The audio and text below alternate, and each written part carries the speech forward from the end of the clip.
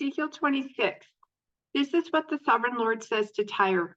The whole coastline will tremble at the sound of your fall, as the screams of the wounded echo in the continuing slaughter. All the seaport rulers will step down from their thrones and take off their royal robes and beautiful clothing. They will sit on the ground trembling with horror at your destruction. Then they will wail for you, singing this funeral song. O famous island city, once ruler of the sea, how you have been destroyed. Your people with their naval power once spread fear around the world. Now the coastlands tremble at your fall. The islands are dismayed as you disappear. This is what the sovereign Lord says. I will make Tyre an uninhabited ruin, like many others. I will bury you beneath the terrible waves of enemy attack. Great seas will swallow you. I will send you to the pit to join those who descended there long ago.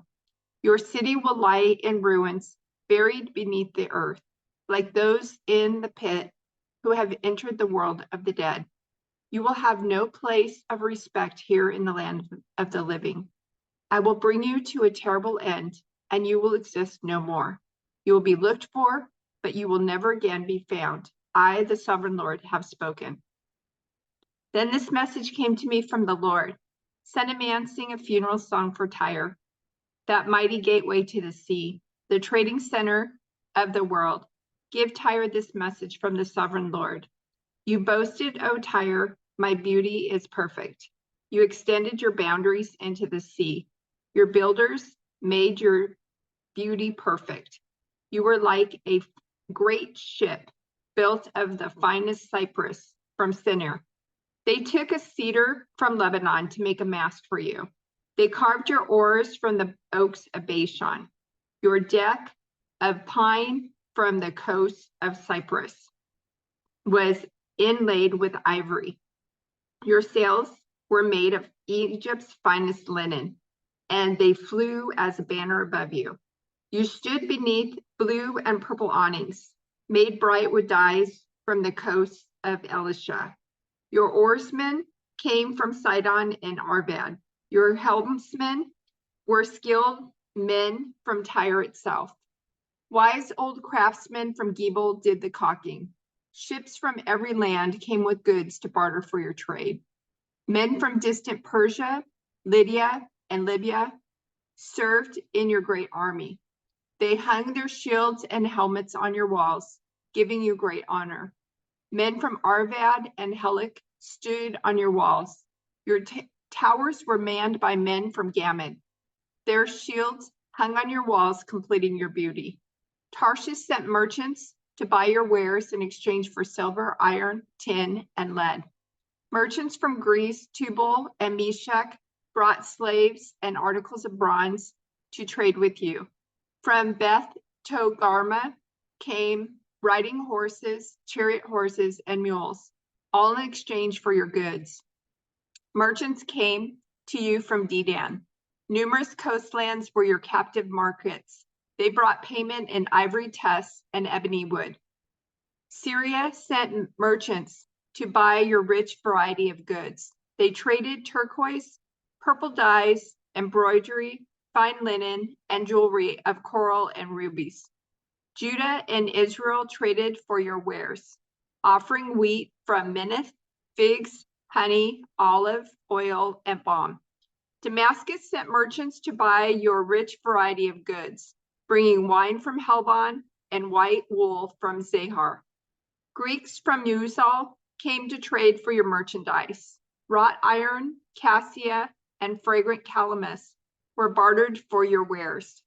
Dedan sent merchants to trade their expensive saddle blankets with you. The Arabians and princes of Kedar sent merchants to trade lambs and rams and male goats in exchange for your goods. The merchants of Sheba and Ramah came with all kinds of spices, jewels, and gold in exchange for your wares. Haran, Cana, Eden, Sheba, Asher, and Kilmad came with their merchandise too. They brought choice fabrics to trade, blue cloth, embroidery, and multicolored carpets rolled up and bound with cords. The ships of Tarshish were your ocean caravans. Your island warehouse was filled to the brim. But look, your oarsmen have taken you into stormy seas. A mighty eastern gale has wrecked you in the heart of the sea. Everything is lost, your riches and wares, your sailors and pilots, your shipbuilders, merchants, and warriors. On the day of your ruin, everyone on board sinks into the depths of the sea. Your cities by the sea tremble as your pilots cry out in terror. All the oarsmen abandon their ships. The sailors and pilots stand on the shore. They cry aloud over you and weep bitterly. They throw dust on their heads and roll in ashes. They shave their heads in grief for you and dress themselves in burlap. They weep for you with bitter anguish and deep mourning. As they wail and mourn over you, they sing this sad funeral song. Was there ever such a city as Tyre, now silent at the bottom of the sea? The merchandise you traded satisfied the desires of many nations. Kings at the ends of the earth were enriched by your trade.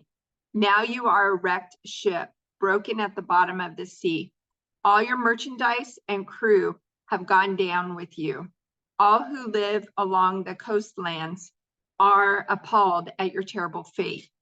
Their kings are filled with horror and look on with twisted faces.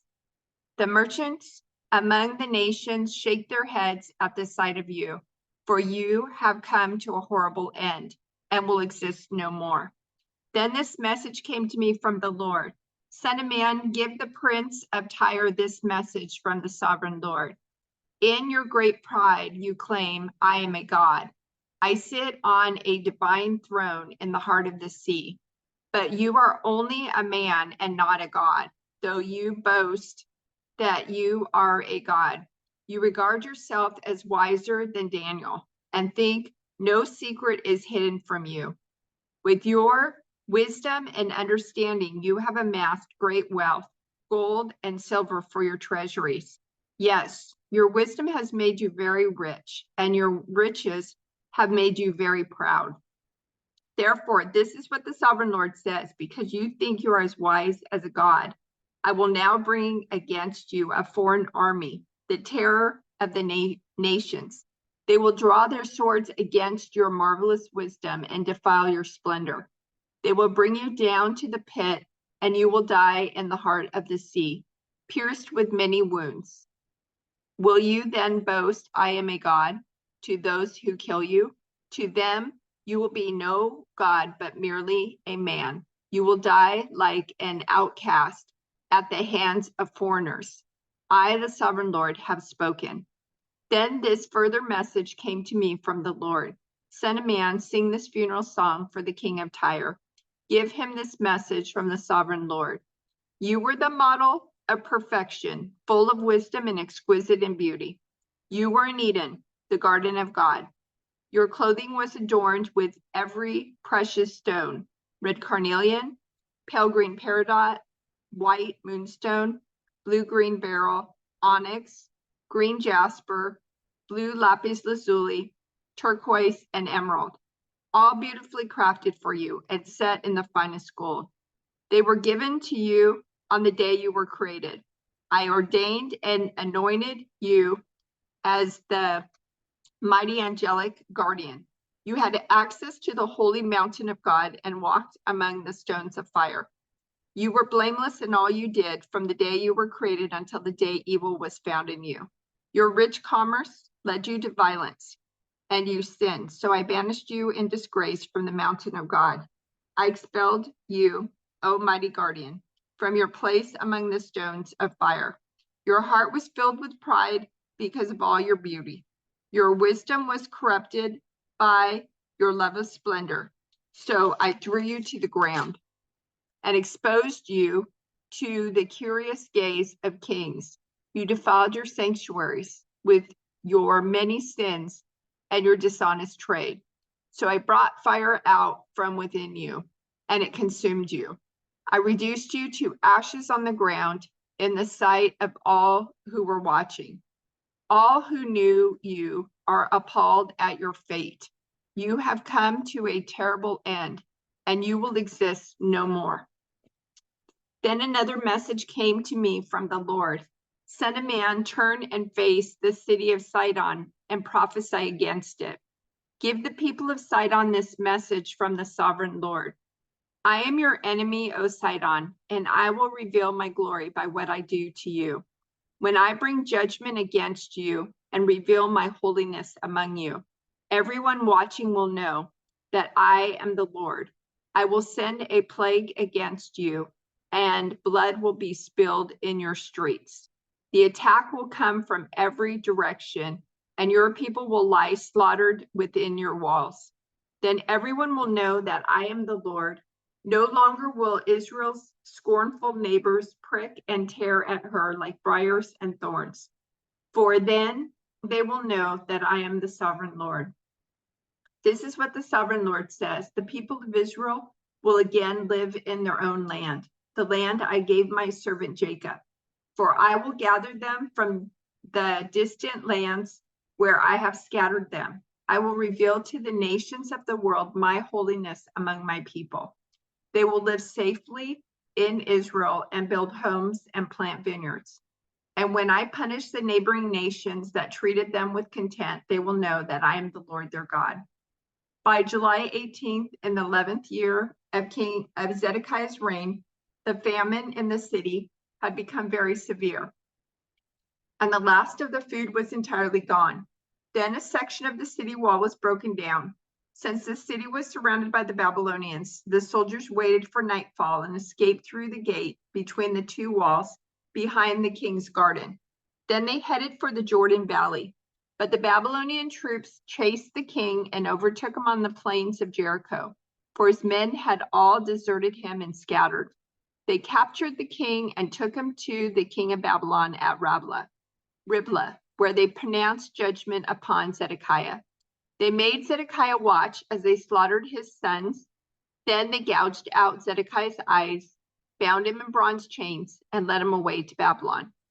By July 18th in the 11th year of Zedekiah's reign, the famine in the city had become very severe, and the last of the food was entirely gone. Then a section of the city wall was broken down, and all the soldiers fled. Since the city was surrounded by the Babylonians, they waited for nightfall. Then they slipped through the gate between the two walls behind the king's garden and headed toward the Jordan Valley.